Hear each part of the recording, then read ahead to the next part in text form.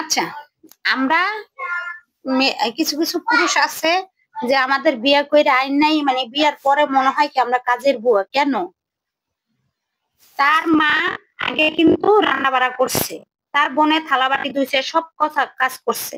কিন্তু যখন একটা ছেলের বউ আইসা পড়ে, তখন আর সে কাজ করতে পারে না। তার হাতে ব্যথা হয়ে যায়, পায়ে ব্যথা হয়ে যায়, কোমর ব্যথা হয়ে যায়। কেন?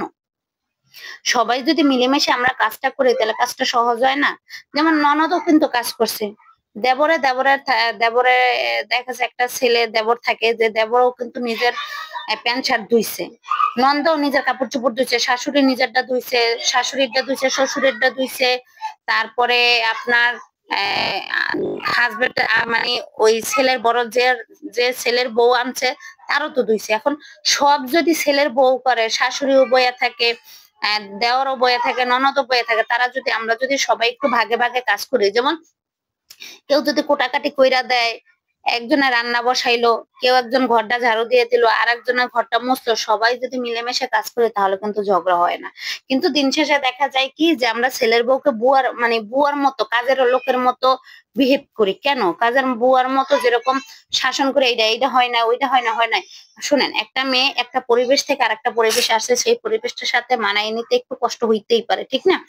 তো সেটা যদি আপনারা বুঝেন যে আহ কষ্ট হয়, ঠিক আছে, তাহলে কি করা যাবে? এখন আপনার বুঝতে হবে যে একটা মানুষ একটা জায়গাতে আসছে, সেই জায়গাতে একটু সমস্যা হইতেই পারে। এখন আয়না যদি বলেন রান্না ভালো হয় নাই, এটা ভালো হয় না, শুনেন, সে একভাবে রান্না করছে, আপনাদের বাড়ির রান্নাটা আর একভাবে, সেটা বুঝাইতে হবে, ঠিক আছে? একদিন দুই দিন তিন দিনে সে কিন্তু শিখে যাবে। কিন্তু আমার কথা হইলো এইটাই, যে বিয়ার আগে, যখন ছেলেকে বিয়া করানোর আগে সবকিছু করতে পারছেন, বিয়ার পরে একবারেই মানে সবকিছু বড় উপরে সাইডা দিয়া আহ একটু দেরি হইলো সাইডা দিছেন, ভালো কথা, সে সবকিছু সামলাইবো, ঘর মুছবো। এখন একটা কাজ করার পর তো আর একটা কাজ করবো, দেখা যাচ্ছে একটা কাজ করতেছে, রান্না বসাইতেছে, বউ চা দাও, এইটা করো ওইটা করো, সেগুলো যদি না কইরা তার হাতে হাতে যদি একটু সাহায্য করেন, তাইলে হয়তো কাজটা আরো সহজ হয়, আমি মনে করি।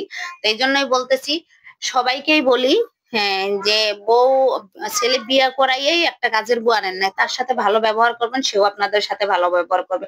10 দিন যদি একটা মানুষকে আপনার খোসান, একদিন সে খোসায় আপনাকেও খোসাবে। আর 10 দিন যদি একটা মানুষকে আপনার বকাবাদ্য দেন, তার কথায় হাঁটা চলায়, খাওয়া লোয়ায় ঘুমে সবকিছুতে সুতা ধরেন, সে কিন্তু একদিন না একদিন আপনাকে প্রতিবাদ করবে, ঠিক আছে? সে বলবো যে আমি বিয়ে হয়ে আসছি, কাজের বউ হয়ে আসেন। এখন দেখেন, সবাই মিল্লা যদি ধরেন আপনি আপনার আপনি নিজে কাজ না করতে পারেন, কিন্তু আপনার মেয়েকে বলতে তো পারেন যে তুমি তোমার ভাবির সাথে তরকারিটা কাটতে দাও, তোমার ভাবি রান্না করতেছে, তার পাশাপাশি একটু রান্না বাড়া করো, ধোয়া পাল্লা করো, একটু ঘর মুছো, ঠিক আছে? সবাই যদি মিলেমিশে আমরা এই কাজটা করেন, তাহলে কিন্তু ঝগড়াঝাটিটা লাগে না। কিন্তু ওই যে না, ঘরে বউ আনছি না, এখন কাজ করবো কে, এইটাই বাইজা জায়গা। আপনারা যদি ঘরের বুয়া না মনে করে, ঘরের মেয়ে মনে করেন, তাহলে কিন্তু ঝগড়াঝাটি লাগে না। তো মেয়েও আপনাকে মা মনে করবো, আর আপনিও মেয়েকে মেয়ে যদি মনে করেন, বউকে মেয়ে মনে করেন, তাহলে কিন্তু ঝগড়াঝাটি লাগে না, ঠিক আছে? তাই ঘরে বউ না, বুয়া না পাইবা, কাজের লোক না পাইজা, তারে সন্তানের মতো ভালোবাসেন, সন্তানের চোখে দেখেন। আপনার ঘরের মেয়েকে যে যেরকম দেখছেন, আচ্ছা আমি এই কথাটা বুঝি না, আপনি ভাবলেন আপনার বউকে দিয়ে সব কাজ করালেন, আপনার কোনো কষ্ট লাগলো না, কিন্তু সেম কাজটা যদি আপনার মেয়ের সাথে হয়, তখন আপনার কেমন লাগবে? ওই আপনি যেমন কথায় কথায় সুতা ধরতেছেন, কথায় কথায় বকা দিতেছেন, এইটা হইলো না, ওইটা হইলো না, সেম আপনার মেয়ের সাথে যদি এগুলো হয়, তখন আপনি কি করবেন বলেন? তো ভালো থাকবেন, আল্লাহ হাফেজ, আসসালামু আলাইকুম।